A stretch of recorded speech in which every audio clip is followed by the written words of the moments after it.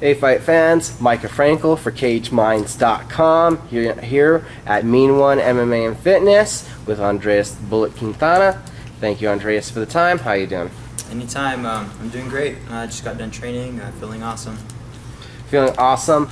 Last time we talked to you, you were on your way to main event in Mexico. How'd that work out? Yes, sir.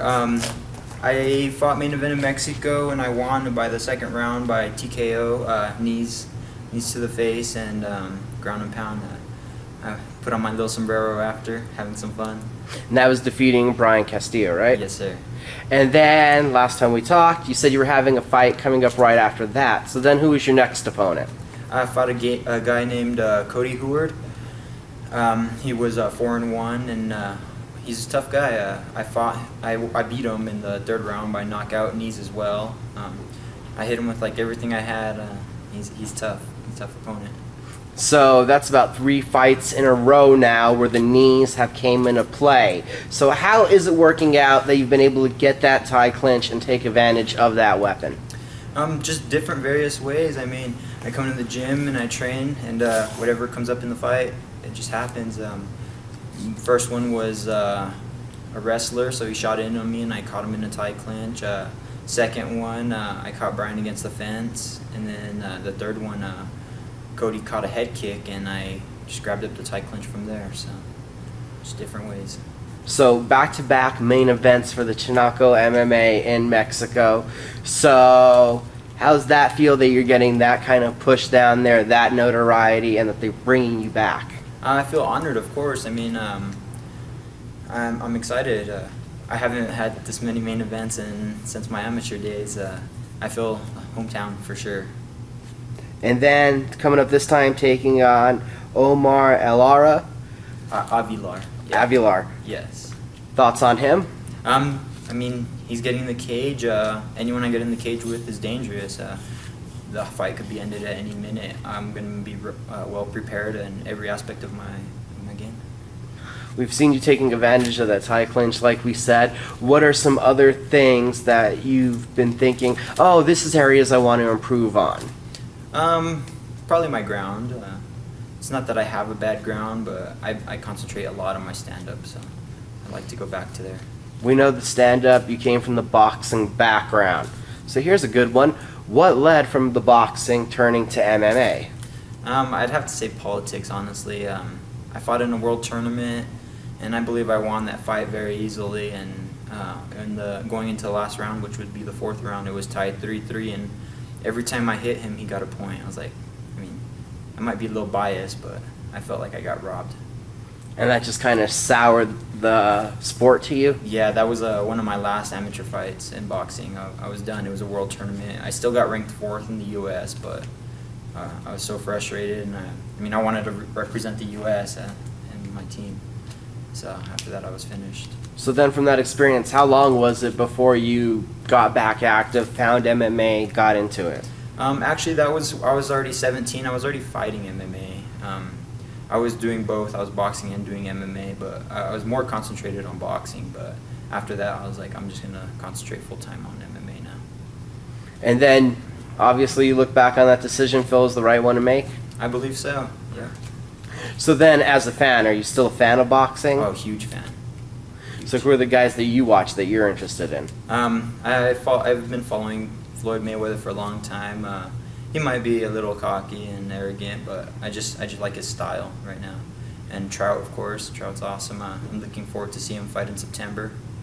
So shout out to Trout.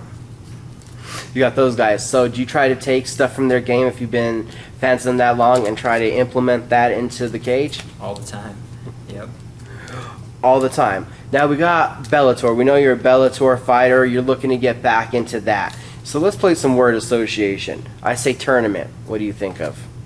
Me being in it, how I could get there. Victory. Exactly. Victory. Hard work, dedication. Victory comes with being in the gym. Discipline.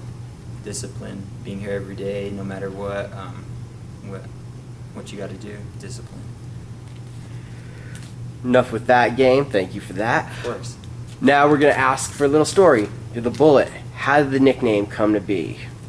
So back, I was probably about 14 years old. I was at one of my old boxing gyms, and one of my main training partners, Richard Thia, he had a nickname, and all my teammates had nicknames. He's all, man, we gotta find you a nickname. And we were sparring one day, and I hit him with a good left hook. He's all, man, I didn't even see that coming. I was so fast. I was fast, explosive. Man, that's your nickname, the Bullet, fast and explosive. That's how it came about. All right. So, well, the Bullet's getting ready for a fight. There's people that they get into that fight mode, that fight mentality. Do you have that side of you? Yeah, I get pretty grumpy, especially whenever I can't eat. I mean, I'm already follow a strict diet, but once I start cutting my portions down, it really does wear on me. I love food a lot, so. So right there, it's the weight cutting. Yeah. Is there a point where, when you're getting ready, where it really like clicks, where you turn into, you know, the Bullet, where you're ready to fight on fight day? How does that work out for you usually? Actually, on fight day, I sleep 90% of the day. When I wake up, I get my hand wraps. It's go time. I'm totally different. And me walking out as well. I just change, I think. So with that, outside the coaches, are you hearing anything? Are you acknowledging the crowd? Are you taking in the moment? Or is it that go time that it's kind of tunnel vision? No, I actually don't get tunnel vision at all. I'm coherent about everything around me. I hear my coach's voices over everything. I mean, even no matter how loud the crowd is, I've always heard them. So, yeah, all the way from Roswell, I've heard them since I fought in Roswell to hear from my coaches here. Would you have to say that's just like a mindset, or it's just kind of how you were trained, so it's natural, or? I feel like I was trained that way. I've always been told to listen to my corner, pick out my voice over all the crowd, shut the crowd down, listen to me, you know. So that's how it came out. We're at 6 now, or is it 7 wins in a row? 6 wins. I'm 6 and 6 wins. Got a fight coming up August 17th. What do you got to do to come out victorious August 17th? Embrace the grind, man. Go in there. I feel like I could win the fight anywhere, but we'll see. We'll see what happens. I'll just adapt to what he does. Do you have any message to send to Omar? Good luck. Train hard, because I'm coming to bring it as well. I'll see you out in Mazatlan. And then anything to say to the fans? Thank you guys for supporting me. I really appreciate it. Feeling all the love on my fan page, on my Twitter. Thank you guys. Anyone else you need to thank? All my sponsors, of course, Streamline, Scott Parker, Sean Dotson at Integrated Wellness, Eric from Wild to Wild, everyone else that has helped me. There's been so many people. I couldn't do it without you guys. And of course, all my coaches. They gave me a home. Coach Latrell, Coach Avila. Thank you guys, and my training partners. Thank you again, Andreas, for the time. Best of luck August 17th, and we look forward to seeing you in the Bellator cage again, hopefully sooner than later. Thank you, appreciate it.